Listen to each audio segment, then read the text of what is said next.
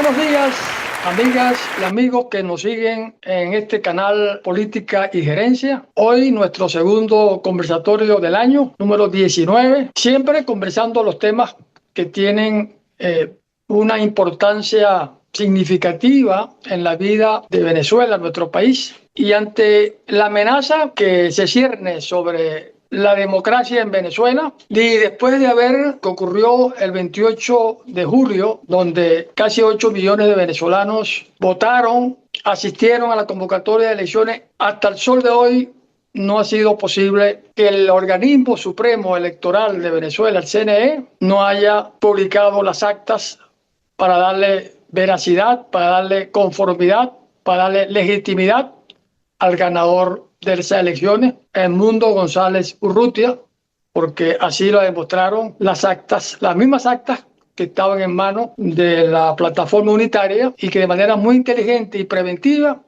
horas antes, ante lo que se miraba que iba a ocurrir y que ocurrió, se publicaran para que el mundo político, no solo nacional, sino internacional, en todo el mundo, valga la redundancia, pudieran verificar y validar el triunfo de Edmundo González Urrutia, que por cierto, hace 2 días, el Centro Carter acaba de confirmar la victoria de Edmundo González Urrutia y donde demuestra pues el fraude que se realizó en Venezuela. Y entonces el tema de hoy es porque este régimen ilegítimo está convocando unas elecciones que en principio eran para abril, pero ayer vemos que ha sido cambiada la fecha para mayo, donde se van a hacer elecciones a nivel regionales, los gobernadores y a nivel legislativo. Y el tema de hoy es ¿por qué no debemos participar en las elecciones de mayo convocadas por el régimen de turno? Y tenemos a un experto, amigo que ya estuvo con nosotros al comienzo de nuestro conversatorio de este canal, muy brillante, el doctor Aldo De Santis, abogado de la Universidad Católica Andrés Bello. Tiene un máster en asesoramiento de imagen y consultoría política, es especialista en derecho constitucional, es especialista en políticas públicas, en gestión de gobierno y campañas electorales. Tiene un posgrado en gestión de gobiernos y campañas electorales, tiene un posgrado en dirección de asuntos públicos y además que es un currículo muy extenso, lo que hizo fue un resumen de los resúmenes. Ha obtenido premios, los Napolitan Awards, por excelencia en campaña electoral regional en el año 2021, en el 2022 por la mejor campaña electoral regional, en el 2022 también obtuvo el Napolitan Global Democracy Award en formación democrática. Y en el 2023, en la mejor campaña electoral regional. Tiene una publicación muy interesante que es el libro de La comunicación hacia los grupos minoritarios. Así que bienvenido de nuevo, doctor Aldo De Santis. Aquí tienes para que compartas tu conocimiento en esta materia que nos toca hoy a los venezolanos estar sufriendo desde ya, porque es una amenaza a la legitimidad no solo de la institucionalidad democrática, sino de la moral y de la ética pública. Muchísimas gracias, René, y muchísimas gracias a todos los que nos están escuchando en este canal de Gerencia y Política, a todos los miembros de esta distinguida red de personas que siempre se dedican a discutir los temas más interesantes de Venezuela, independientemente del país o el sitio donde se encuentran. Bueno, el tema que me pide René conversar con ustedes tiene que ver con la participación electoral en los próximos comicios, que son tanto legislativos a la Asamblea Nacional, en el marco además de una propuesta de reforma constitucional, esto es importante decirlo, y al mismo tiempo también son elecciones de gobernadores y consejos legislativos estadales, que es el órgano legislativo a nivel regional.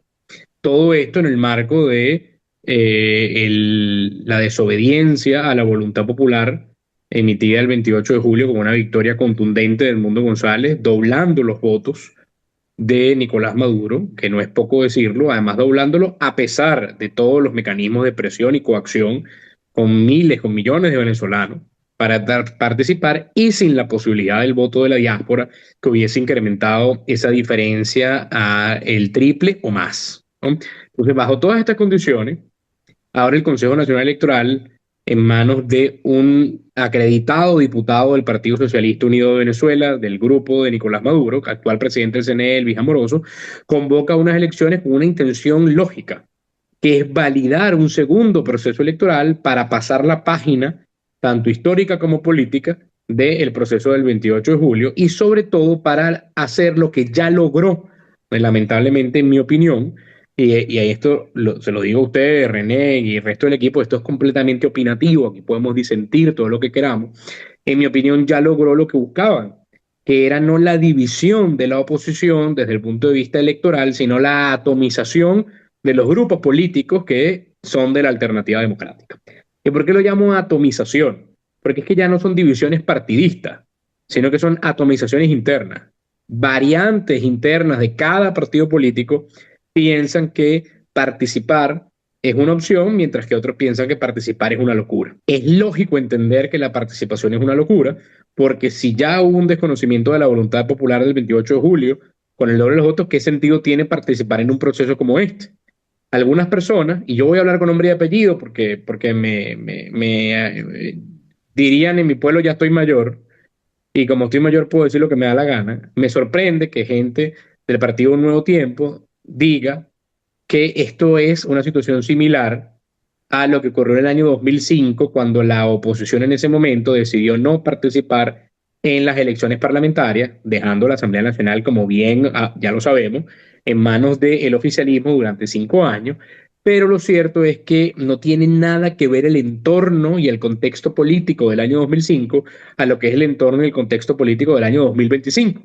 Después de 20 años de gobierno, pues han pasado 20 años de esa fecha, pero llevamos 26 años con el régimen entre Chávez y Nicolás Maduro, y luego del robo más descarado de las elecciones en la historia del continente americano, que tengamos en cuenta que es que esto no fue un fraude típico. El fraude típico es donde hay una inversión de los votos cuando hay una diferencia que dentro de unos márgenes del 10, 12, 15%, un grupo político realiza un fraude para acercar los montos y quedarse con el poder. En este caso, simplemente el CNE se inventó unos números por completo absolutamente inventados. Ya matemáticamente está demostrado que es imposible que los números que dio Luis Amoroso sean los votos electorales reales. Simplemente por matemática no se puede. En este caso recomiendo buscar en Google el artículo de Kiko Llaneras, un estadístico especialista del diario El País de España. Por cierto, el diario El País es un periódico de tendencia de izquierda, así que no es nada sospechoso de pensar que es un periódico,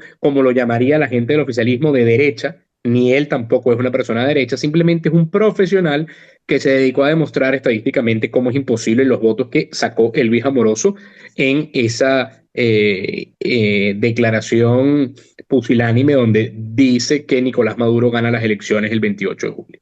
Entonces, ante esta situación y yendo ya al plano de lo político y ya no al plano electoral, porque el plano electoral es irrelevante en Venezuela, en mi opinión, y es irrelevante porque ya sabemos que los espacios políticos en Venezuela no dependen de lo electoral, ya que estamos ya en un régimen dictatorial. O sea, nosotros pasamos de un régimen híbrido donde habían procesos electorales, donde en algunos casos eran reconocidas las victorias de la oposición, como fue el caso de la Asamblea Nacional del 2015. En ese momento se reconoció la victoria de la oposición y a través de mecanismos políticos y vamos a llamarlo argucias jurídicas de un tribunal supremo que sirve a los intereses del régimen, se desvinculó de poder a la Asamblea Nacional. Pero el reconocimiento de la victoria se manifestó. O sea, se reconoció la victoria de la alternativa democrática, la oposición tuvo mayoría en esas elecciones parlamentarias del año 2015 y se constituyó la mayoría en la Asamblea Nacional el 5 de enero del año 2016, que es el día que le corresponde a la Asamblea Nacional hacerlo, los 5 de enero. Entonces, a partir de allí vino una lucha política y el Tribunal Supremo despojó de poder a la Asamblea Nacional y ya sabemos que esto terminó en el gobierno interino y el gobierno interino terminó en una ficción legal, o sea, mejor dicho, la Asamblea Nacional terminó en una ficción legal para construir la alternativa del gobierno interino, que ha sido el momento político más cercano para generarle daño al régimen dictatorial de Nicolás Maduro. Lo cierto es que esta vez es muy distinto. En este caso no hubo un reconocimiento de los resultados de ninguna manera, no hubo un despojo de ninguna facultad a la presidencia, ni la construcción de algo paralelo, sino que lo que hubo fue una negación absoluta de la realidad. Y por ende no podemos pretender que la acción política lógica sea pedirle de nuevo el voto a los venezolanos, porque ya los venezolanos están claros y conscientes que después de que sacrificaron sus vidas en algunos casos, porque no podemos olvidar que hubo más de 60 personas fallecidas por las protestas que vinieron a partir del 29 de julio, el día siguiente, o la misma noche, el mismo 28 de julio, y hasta finales del mes de agosto, pero además también hubo 2.000 detenidos, los cuales en buena medida, la gran mayoría, sigue detenido. Entonces aquí hay un sacrificio de vidas, personas que fueron los que recogieron las actas, lo que pudiéramos demostrar con actas del Consejo Nacional Electoral que hubo una victoria electoral. Y a pesar de todo esto, esto es importante decirlo porque no son las actas de María Corina, ni las actas de Edmundo, ni las actas del comando, son las actas del CNE que dan las máquinas. A pesar de todo esto, a pesar de la comunidad internacional reconociendo el hecho de una ficción, una mentira, una falsedad que ha hecho el Amoroso, lo cierto es que de facto han decidido seguir hablando y reconociendo como autoridad a Nicolás Maduro. Es el caso del actual presidente de los Estados Unidos, que yo no puedo dejar de mencionarlo. Los estados, como ustedes saben, tienen intereses y no posiciones. Estados Unidos es el máximo exponente de esta doctrina, y más ahora en la administración Trump, donde han decidido que los intereses son America First, y al tener America First de precedente, pues en este momento, yo no estoy diciendo que esto sea la máxima de la política exterior de los Estados Unidos en los 4 años de administración Trump. En este momento, en la llegada de Donald Trump, su política de America First es lo más importante y por eso le interesaba negociar con quien tiene el poder como dictador en Venezuela y, como ya sabemos, recuperar a 6 norteamericanos y enviar ya varios aviones de venezolanos que estaban en situación irregular desde el punto de vista migratorio en los Estados Unidos. Lo cierto es que todo esto abona el camino, ¿y por qué lo menciono? Porque todo esto abona el camino a un proceso electoral donde muchos de los venezolanos, y estoy hablando de dirigentes de base, dirigentes medios, no hablo de las cabezas políticas, muchos venezolanos ven participar en las elecciones, que antes eran de abril y ahora son de mayo, como un mecanismo de resguardo. Aquella dirigencia política que quiere seguir estando en la calle, quiere seguir haciendo su vida, ve la participación electoral como el mecanismo de resguardo, ya que no se pueden meter en una embajada o no tienen la capacidad de irse al exilio, deciden que el mecanismo de la participación en estas elecciones es su forma de resguardo. Lamentablemente, en mi opinión, creo que se equivocan, porque en el momento que dejen de hacerle el juego al régimen no le va a importar que ellos hayan puesto su nombre en una papeleta del CNE para perseguirlos, encarcelarlos o hacerle cosas peores. Entonces, lo cierto es que simplemente les genera una falsa percepción de seguridad a esta dirigencia política que siente que ese es el único mecanismo que tiene para regularizar su situación en Venezuela y no seguir viviendo a medias como están viviendo muchos de los dirigentes políticos venezolanos. Excluyo de este grupo a los dirigentes políticos de alto nivel, y con eso pongo nombre y apellido, Manuel Rosales, Enrique Capriles y otros actores políticos venezolanos, que tienen clara esta realidad que yo comento, lo saben tan bien como lo sabemos nosotros, y aún así deciden que en su opinión es mejor participar, muy probablemente porque se ven involucrados en una agenda normalizadora, y se ven involucrados en una agenda normalizadora porque simplemente sienten que la ventana de oportunidad política se cerró y no quieren estar con el bando perdedor porque para ellos el costo político es más elevado. Es un ejercicio de mezquindad gigantesco y además creo que también es un ejercicio de mezquindad que les generará un alto costo en el futuro porque políticamente están quedando absolutamente desacreditados con los venezolanos que saben cuál es la realidad. Que no importa si participas o no en las elecciones, ni regionales, ni municipales, ni parlamentarias, ni de ningún tipo, el oficialismo, dada la situación actual, que es una situación de régimen totalitario, ya entramos en un nuevo mecanismo, una nueva forma de gobierno, solamente van a entregar los espacios que ellos quieran entregar, a los que ellos les convenga entregar, para simular, y esto es todo, para simular una situación de normalidad política y electoral en Venezuela. Entonces, en mi opinión, una de las cosas que creo que no debemos hacer es satanizar y convertir en enemigos a alguna dirigencia política, y de nuevo, excluyo a las cabezas, pero tienen absolutamente claro, Capriles, Rosales y cualquier otro que invite a participar, que tenga ese nivel político, estará haciéndolo porque tiene una agenda de intereses simplemente desconectada de los intereses democráticos y conectada más bien a los intereses de supervivencia. y están convirtiendo sus agendas personales en agendas políticas. Y ese ejercicio de mezquindad tiene un alto costo político. Pero, dicho esto, para mí es importante no satanizar a aquellos dirigentes políticos de base, dirigentes políticos municipales o regionales, que sienten, es una falsa percepción, en mi opinión, que participar en las elecciones, incluso sin pedir el voto, simplemente poner el nombre, les va a generar alguna seguridad de que no van a ser perseguidos o encarcelados. Creo que es un error, creo que se equivocan y creo que en el primer momento que abran la boca para decir algo distinto a lo que quiera Nicolás Maduro y Diosdado Cabello y cualquiera de la línea oficialista, entonces le cobrarán igual de caro o más caro incluso si participan en las elecciones. Yo con esto quiero concluir porque creo que de alguna manera asumí o resumí todo lo que creo que es importante considerar en este caso.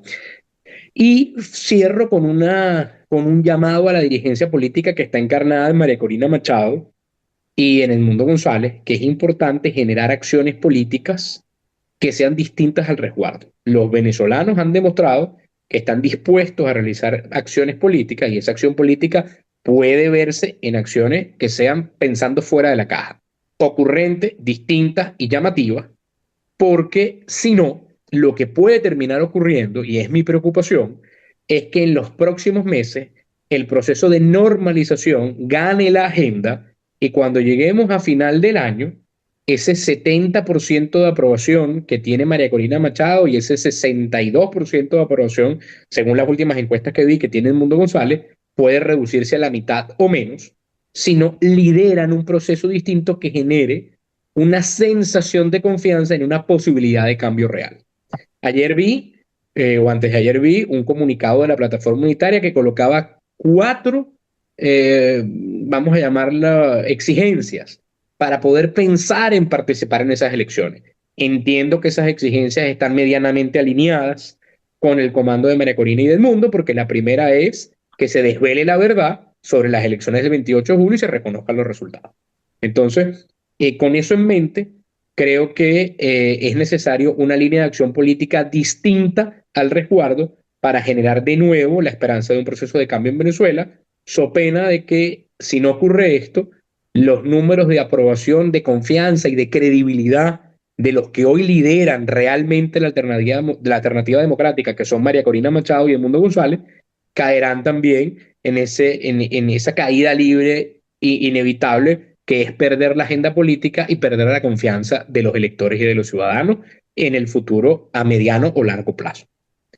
Eso es todo y me gustaría pues ya disponible para sus comentarios y preguntas. Muchísimas gracias. Gracias, doctor De Santis. Creo que es muy interesante y compartimos de verdad tu análisis muy objetivo, crítico sobre esta situación. Y lo único que pudiéramos maximizar nuestra preocupación, poniendo por encima siempre los intereses del país que los intereses particulares, pero parece que con los tiempos las cosas pueden variar y cambiar en el ser humano. Y en esto de la política ocurre con mucha frecuencia. A mí en lo particular, de los líderes que en estos momentos tienen esta defensa de la participación, no entiendo, no entenderé, esperaré más tiempo para seguir justificando una actitud, una posición como la asumida por Caprile y Radocki. Ignoran, si uno se pone a ver los resultados de los candidatos de ese grupo que estuvieron al margen de la plataforma unitaria en el pasado 28 de julio, la suma de los más de 10, 12, no llegó ni siquiera al 10%. Cada uno sacó menos de 1%. Y yo comenzamos antes tú conectar con el grupo de acá del equipo, que esos estaban deslegitimados ya el 28 de julio para en este momento insistir en cualquier propuesta de su oferta electoral. Pero bueno, cada quien es dueño de hacer lo que le da la gana. Y el argumento de preservar los espacios, estoy de acuerdo contigo. Antes, porque no participábamos, había una razón fundamental para justificarlo, porque había que demostrar la victoria y de paso demostrar si iba a ocurrir lo que siempre teníamos en duda, la posibilidad del fraude. Y eso es lo que se hizo el 28 de julio. Pero en este caso no. Ocurrió, y por lo tanto, eso de preservar el espacio me parece inocente, me parece demasiado sin sentido para que dirigentes de esa talla estén justificando un argumento tan pobre. Ahora bien, la posición evidentemente, de María Corina y del mundo la entiendo también demasiado compleja porque yo no sé qué piensas tú al respecto. Bueno, estimado René, lo que pasa es que más allá de lo que esté bien o mal, ¿no? Y de las dificultades que implica la situación actual, que son enormes, como ya dije, esto no es una lucha democrática, simplemente ya pasamos la página y esto no es una contienda electoral, ni es una situación normal de campaña electoral, ni de campaña política, estamos en la lucha contra un régimen. En la lucha contra un régimen que ya asumió por completo que se quitaría la careta y que haría lo que tuviese que hacer, sea lo que fuese necesario para mantenerse en el poder, obliga de alguna manera a reenfocar la estrategia en unos términos distintos a lo político, es decir, a lo político tradicional. Y si lo político tradicional había sido ir a una campaña electoral y ganarla, se logró. Conseguir las pruebas de que se ganó y tenerlas en la mano, no siendo propias, sino del Consejo Nacional Electoral, se logró. Poderlas mostrar al mundo a través de una plataforma que se creó para eso, digitalizando todas las actas, se logró. Tener el reconocimiento de los observadores electorales que fueron al proceso, como es el caso del Centro Carter, se logró.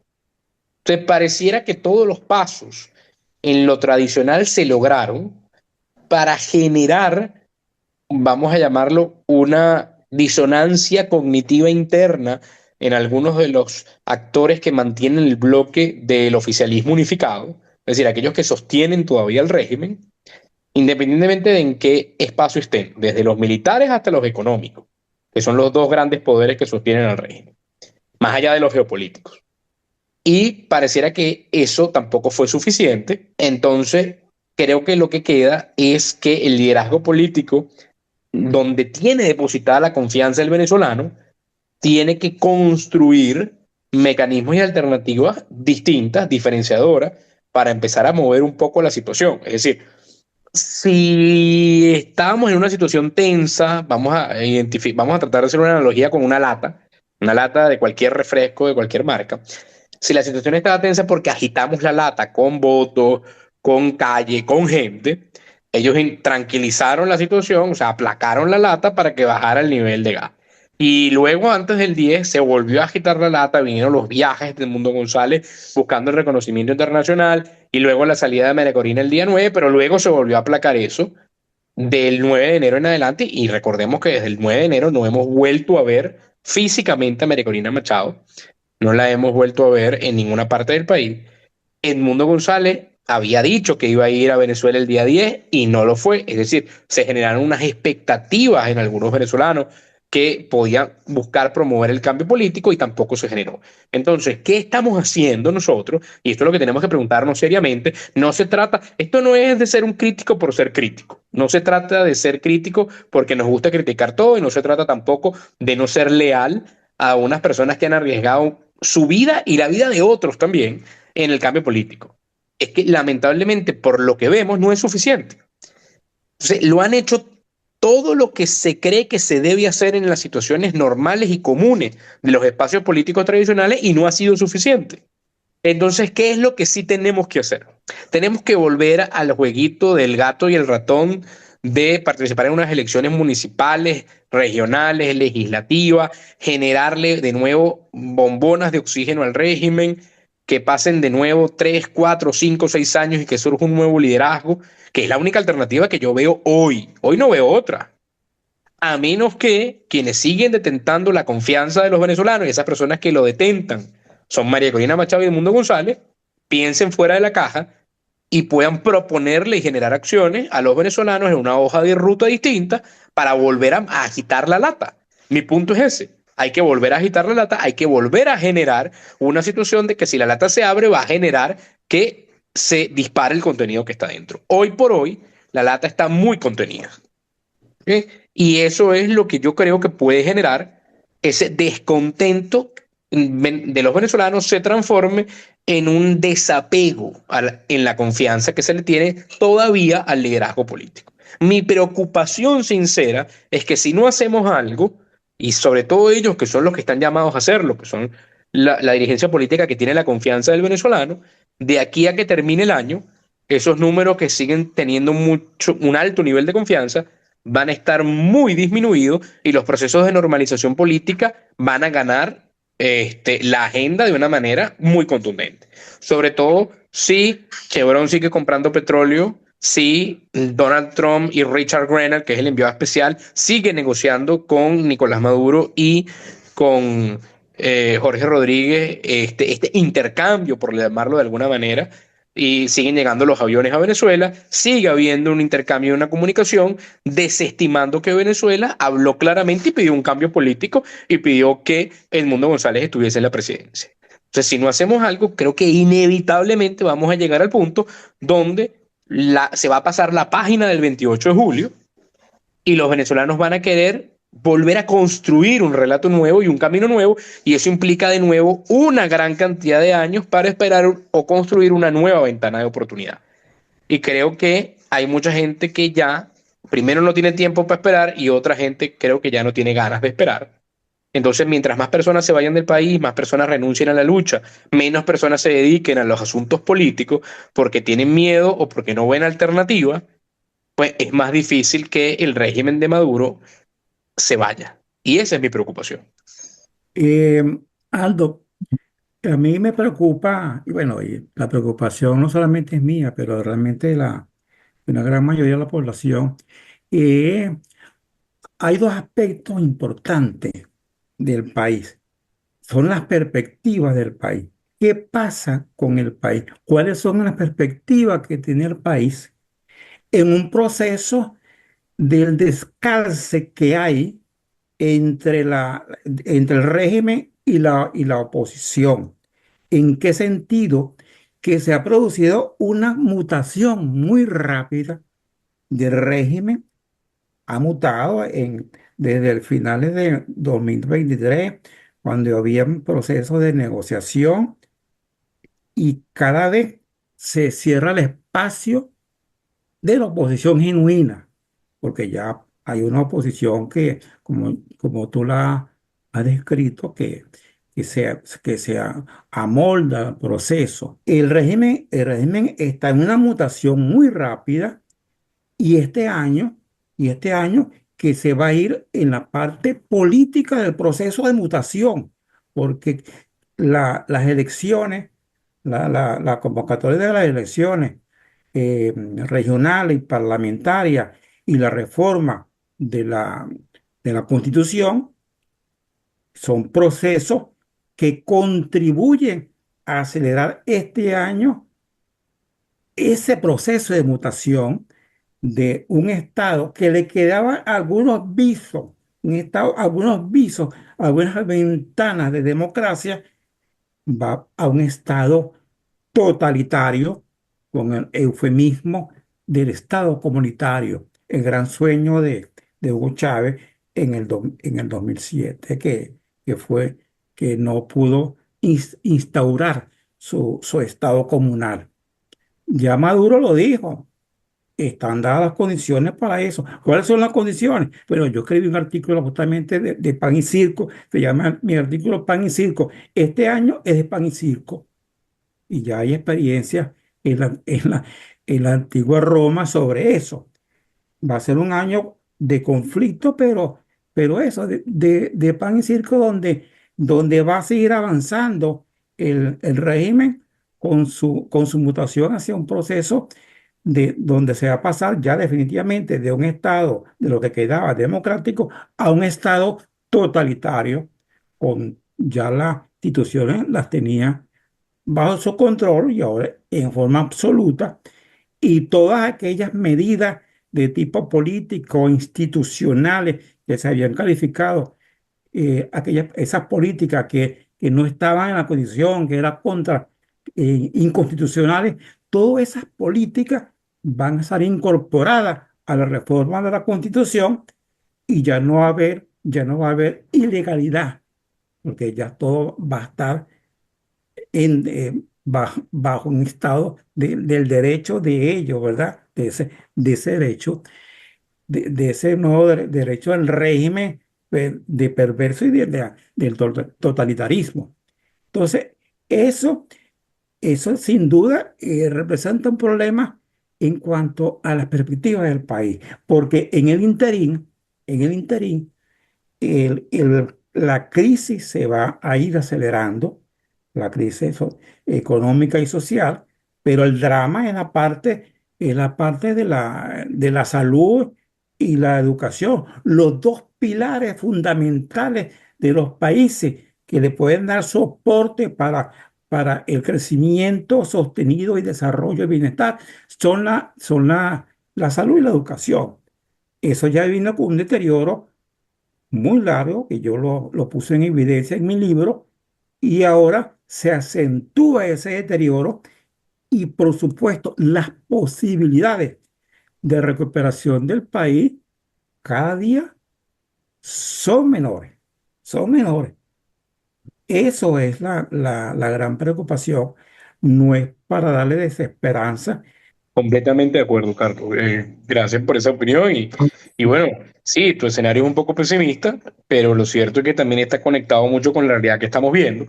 Mi hilo de esperanza ante tu escenario, Carlos, es la rectificación del curso de acción.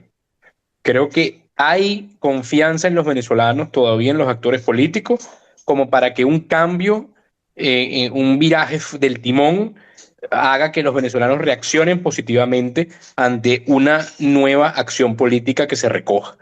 Y yo creo que hay que aprovechar esa confianza que todavía tienen los venezolanos en el liderazgo de María Corina Machado y de Edmundo González.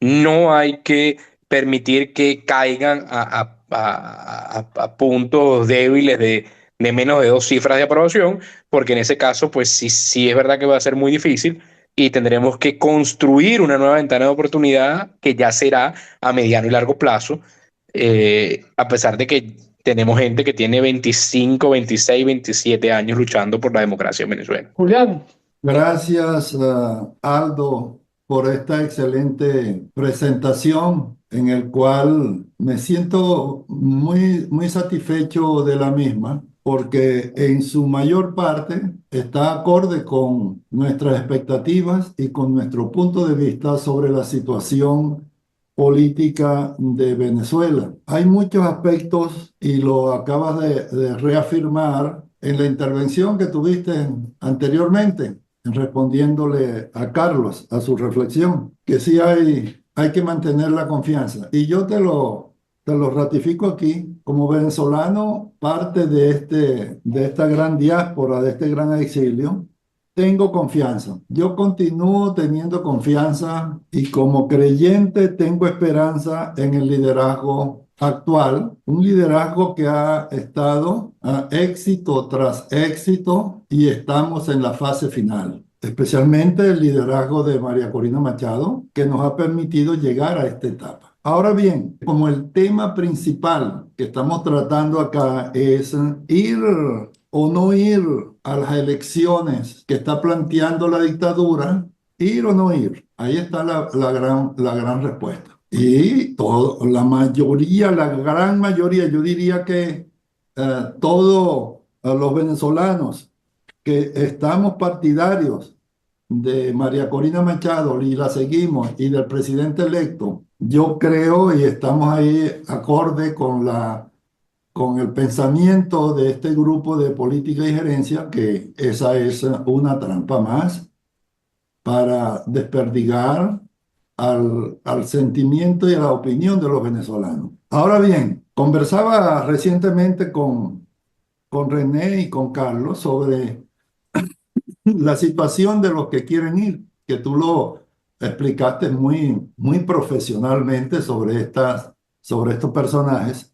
Pero mi pregunta es, que me la hago yo mismo y te la hago a ti también, es por qué seguir llamando oposición a este sector cuando sabemos que ya ellos no son oposición, ellos son parte del régimen. Unos que ya lo habían confesado desde cuando las elecciones del 28 y otros que estaban más escondidos, pero que su pensamiento indicaba que no eran parte ya de la oposición. Eso es como en cualquier agrupación, bien sea una agrupación social, política, artística o lo que sea. Hay un grupo ponle para redondear un número de 10 personas, constituyen ese grupo, pero ya hemos visto y que tiene ese grupo un pensamiento concreto y direccional muy claro, pero hay dos o tres, ponle tres, que ya fueron atraídos, bien sea a través de la compra de conciencia, hacia la dictadura. Por lo tanto, ya ellos no forman parte de la oposición. Entonces, el término que mencionaste fue que había una oposición atomizada, pero ¿cómo va a ser atomizada si ya se concretó en las elecciones primarias y se concretó en las elecciones del 28 de julio? No está atomizada, está más bien consolidada, y estas personas que no aguantan, porque ya tú lo explicaste muy bien, tienen sus intereses personales, se pasaron a la otra banda, ya no son de oposición. Por lo tanto, ese término que se usa mucho de que hay una oposición separada, dispersada, y ahora tú nombraste atomizada, y que además mencionaste que no debemos satanizar a los que se van. Pero ¿y por qué no? Si alguien traiciona un ideal en cualquier grupo, ya eso no forma parte de ese grupo, ya él forma parte del otro, de la dictadura, ya no forma parte de la línea democrática. Ya Capriles Radón, que no es de la línea democrática, y ya hay que quitarnos esa línea de pensamiento. Ya Manuel Rosales no forma parte del sector democrático, y los otros que antes estaban, que apenas sacaron el 1% o menos del 1% en las elecciones del 28, no forman parte de la oposición.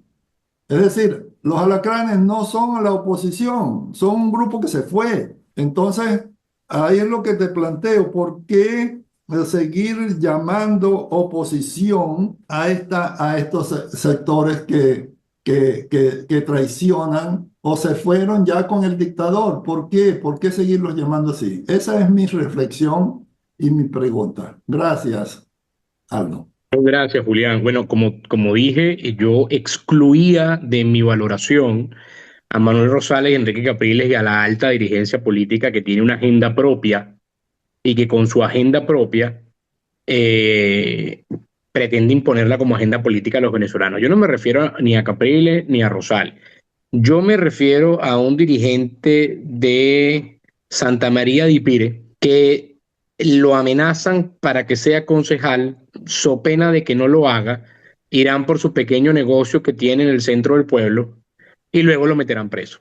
Estamos en dictadura, estamos en dictadura. Yo quiero que entendamos que estamos en dictadura.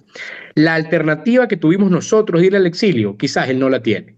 La alternativa de meterse en una embajada no es posible para ese dirigente. No ve camino, no ve salida. Y siente que la única posibilidad que tiene es hacerle caso a las presiones para poner su nombre como concejal o como su nombre como diputado al Consejo Legislativo, como su nombre a lo que sea, porque le va a generar una falsa percepción de que con eso está resguardado. Es su mecanismo de resguardo. La gente no puede hacer. Muchos dirigentes de base, muchos dirigentes pequeños, y no digo pequeños en tamaño ni en valentía, sino en la dimensión territorial. No me quiero que me malinterprete. Hay gente que no puede darse ese lujo. Hay gente que tiene que alimentar a los niños y tiene que vivir y no se puede ir del país. Entonces los satanizamos, los convertimos en Capriles o en Rosales, que son millonarios y sí lo pueden hacer. Los que pueden abandonar la política y no pasa nada. Ellos tienen millones en sus cuentas. Esta dirigencia no. Ellos no son mis enemigos. Ellos no son chavistas, no son mi enemigo y yo no los voy a satanizar. Si ustedes lo quieren hacer, bienvenidos son. Tenemos todavía libertad los que vivimos fuera. Los que viven en Venezuela no. Los que viven en Venezuela viven en una dictadura. Entonces, bajo esa situación de amenaza, yo no le puedo pedir a todo el mundo que sea mártir. Porque hay gente que sí tiene las condiciones para ser mártir, la intención de ser mártir y otros que no la tienen. Yo me refiero a ese dirigente, a un dirigente de base, un dirigente de barrio, parroquial, municipal incluso, que no tiene alternativa porque la amenaza es gigantesca, porque estamos en dictadura, que es distinto a los alacranes consumados como Timoteo Zambrano, como Brito, y como la cuerda de zánganos descarados que tienen millones a su mansalva que vienen producto del régimen, o como a Rosales y a Capriles, que tienen una agenda política que, en mi opinión, es igual de malo, porque simplemente están esperando la derrota política de la oportunidad de María Corina Machado para ellos volver a construir volver a construir una alternativa política como si eso fuese posible. O sea, es la mezquindad en estado puro, que aunque eso, en mi opinión, no los convierte en oficialistas ni en maduristas, le hace un daño muy similar al país. De repente, no, para mí, si Maduro es peras y ellos son manzanas, ellos decidieron salirse de la caja de las manzanas y ellos quieren ser mandarinas. Pero ya no son manzanas, porque eso somos nosotros. Y Maduro, pero ellos quieren ser mandarina porque están esperando su oportunidad. Quieren reemplazar al liderazgo que se los quitó. Y se los quitó por un motivo, porque no le dieron la respuesta al país. Pero si nos seguimos enfocando en quiénes son ellos y lo que hacen, no nos vamos a enfocar en sacar a Maduro y a generar el cambio político. Mi punto con todo esto es el encuadre político y la agenda. Si nos convertimos en los perseguidores de todas estas personas y les ponemos la letra escarlata, estamos invirtiendo nuestro tiempo, nuestro esfuerzo, nuestra capacidad en personas que no van a sacar a Nicolás Maduro de allí. Nosotros los podemos sacar del panorama político a ellos con esto, los podemos enterrar, pero eso no saca a Maduro de allí. Yo prefiero enfocar todo mi esfuerzo no en etiquetar de Alacrán ni a Capriles ni a Rosales, no me interesa etiquetar los alacranes. Creo que son unos mezquinos y unos, en mi opinión, de repente me equivoco, pero mi opinión es que su mezquindad es gigantesca. Y ya está. Pero es que yo prefiero enfocarme en qué vamos a hacer para sacar a Maduro. ¿Y quién lo tiene que hacer? Quien tiene la confianza del pueblo, que está claramente identificado con un 92% en unas primarias y con 8 millones, casi 8 millones de votos que sacó Edmundo González. Para mí no hay duda de quién encarna el liderazgo político venezolano hoy por hoy. Son María Corina y Edmundo. Son ellos los llamados a hacer la acción política necesaria para sacar a Nicolás Maduro. Yo no quiero que ellos se conviertan en los verdugos ni de Rosales ni en los verdugos de Capriles. No me interesan Rosales ni Capriles, no me importan, me dan igual. No quiero a María Corina y Edmundo perdiendo su tiempo en eso. Quiero que inviertan su tiempo en generarnos una hoja de ruta donde nosotros, estando dentro de Venezuela o fuera de Venezuela, podamos ayudar para sacar a Maduro del poder. Eso es lo que yo quiero. Y creo que es ahí donde deberíamos invertir todo nuestro esfuerzo. Porque si no, lo que estamos haciendo nosotros mismos, sin darnos cuenta, es fortalecer a Nicolás Maduro. Cuando seguimos invirtiendo nuestro tiempo hablando de si son o no son alacranes, antiguos líderes de la oposición. Con eso no los vamos a sacar.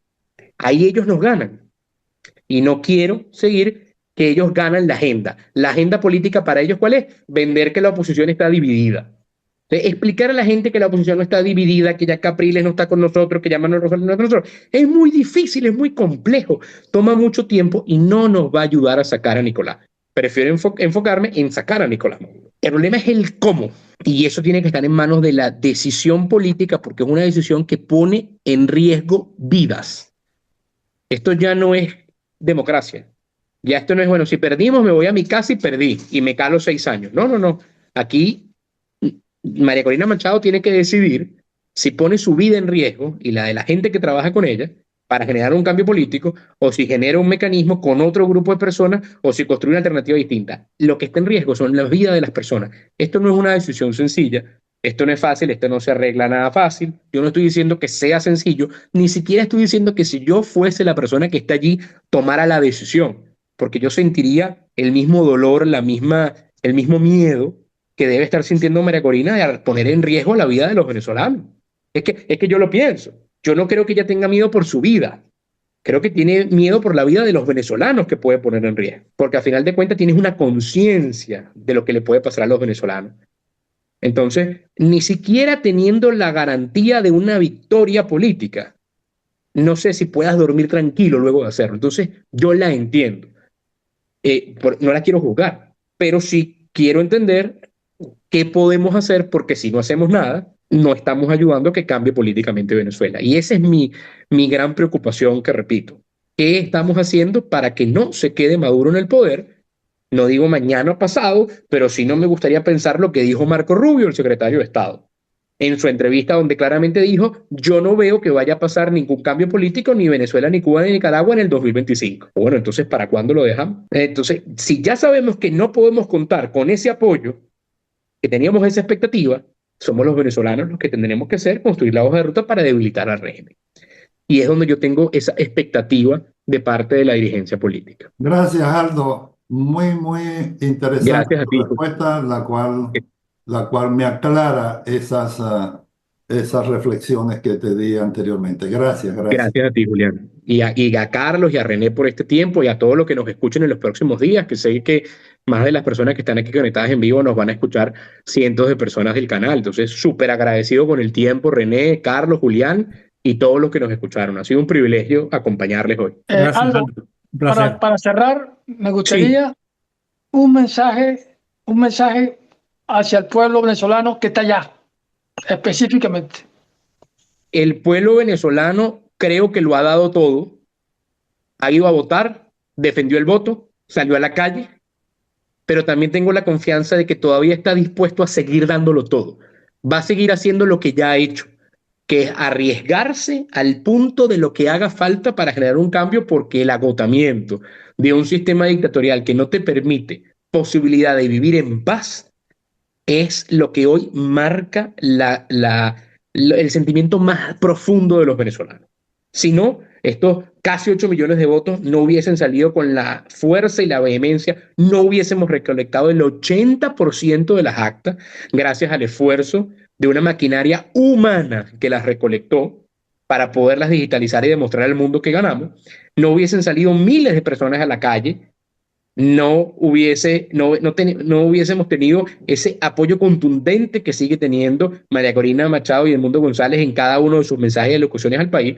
Y yo creo que los venezolanos siguen estando expectantes de que se les ofrezca una hoja de ruta para el cambio político, y creo que están dispuestos a seguir sacrificando muchas cosas como ya lo han hecho en el pasado. Entonces lo han dado todo, y mi expectativa es que lo van a seguir dando. Yo no tengo palabras para hablar del orgullo que siento de ser venezolano, y más orgulloso me siento de las personas valientes que se han quedado en el país para seguir luchando por él, que tienen una responsabilidad, pero más que una responsabilidad es un sacrificio gigantesco, porque creo que responsabilidad las tenemos todos los venezolanos, estemos dentro o fuera del país. Pero ese gran sacrificio que están haciendo los que siguen en Venezuela y que siguen arriesgando su vida todos los días no tiene precio, y creo que la dirigencia política tiene que tener esa confianza con los venezolanos, que van a responder con un llamado apropiado a una acción política contundente cuando así lo decida la dirigencia política, que sí tiene la credibilidad y el liderazgo, y esos son María Corina Machado y Edmundo González.